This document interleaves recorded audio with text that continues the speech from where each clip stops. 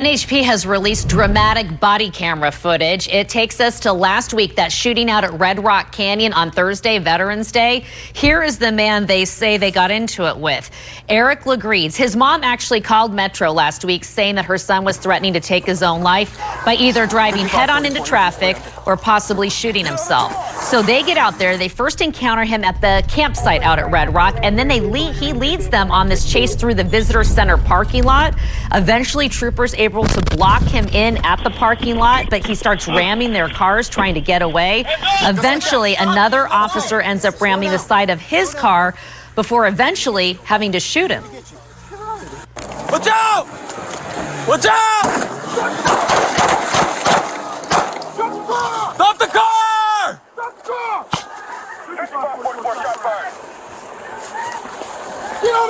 Get out! Get out! At one point, you hear him say, "You shot me in the leg." Troopers could not see exactly what was going on because the airbags deployed. That's why they wanted him to get out.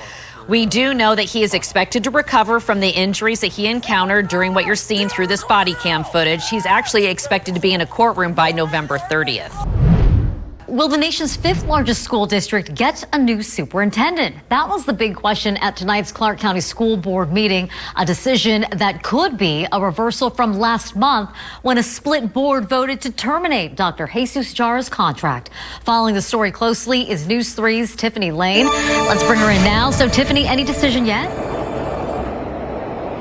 Well, Marie, there is no decision, but just about half an hour ago, we're talking 5.5 hours into this meeting is when they started the discussion.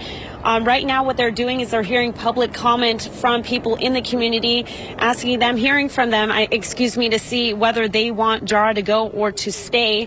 Now, it's an interesting concept. There's actually a vote that has to happen to see if they will end up voting to rescind that termination. So the first vote has to pass first. It's very complicated, but again, we're going to stay here and follow along with that. A lot of things have happened since October 28th. Taken an oath of office. Process. Let's talk a little bit more about the parents and what they had to say about this back and forth with the trustees. That requires each licensed employee. Yeah, that's the interesting thing. It's not just tonight. This is something we've been hearing for weeks now, for months now.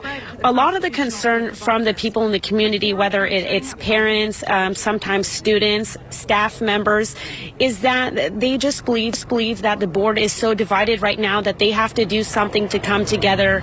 You know, when Jara was voted out, it was a 4-3, as you mentioned, a split vote, and several things have happened since then.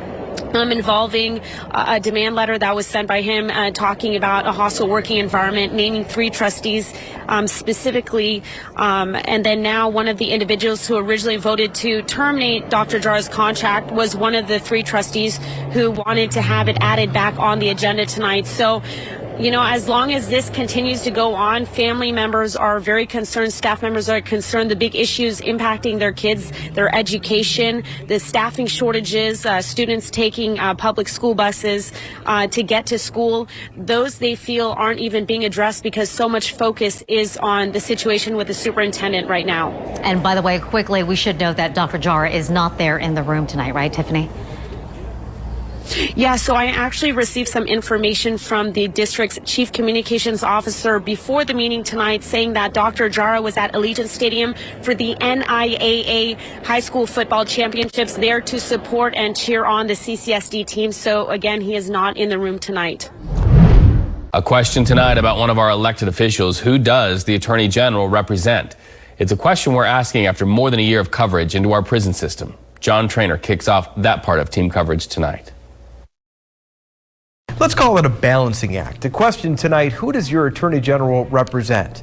It turns out it's complicated. It was when we were covering the Department of Corrections during COVID that we first noticed it. We asked the Attorney General's office for a comment on a story about masks. As you know, NDOC is our client, the response read. Therefore, we declined to comment. The state's Attorney General represents the people of Nevada, but also its institutions, and that can be a tricky path to walk. I mean, balance is the key. I am capable of sequestering responsibilities, to be sure.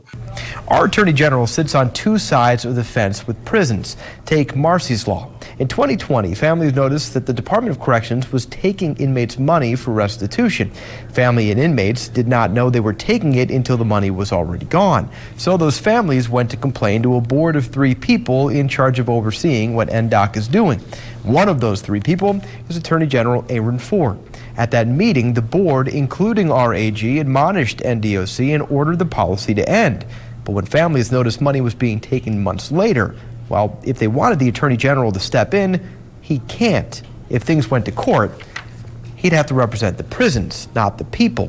We asked him about the potential conflict of overseeing a department that he also works for. I mean, at the end of the day, the practice of the law over 20 years that I've done it has constraints, it has allowances, and as long as I'm not violating attorney-client privilege or doing other things that are violative of the practice of law, then it presents no issue at all. How do you physically and legally do that? You do it both carefully and masterfully. And I'm honest with our co-workers here that it is indeed something that we must be cognizant of, but 2 tasks that we are absolutely required to undertake. So what then does someone do if they have a complaint about a state department? What if someone thinks that department could be breaking the law or think they have a legal case against them? That's where things might be confusing as well. The AG would represent the department in court, but would also give advice to the Nevadan that has the issue. The fact that I represent NDOC does not mean that constituents cannot come to my office with complaints and concerns. They absolutely can. And to the extent we are able to provide assistance because it's within our purview or our ability to respond, then we will do so. So the Attorney General wears 2 hats but doesn't seem to mind the wardrobe. What do you think? We want to hear from you. Please reach out to News 3. Hi everybody, I'm Reed Cowan from News 3 Las Vegas. We want to thank you for checking out our YouTube channel. Remember, you can always see more of our videos by clicking on the video links. And also don't forget to click that subscribe button so that you don't miss out on any of our YouTube updates. Thanks for watching.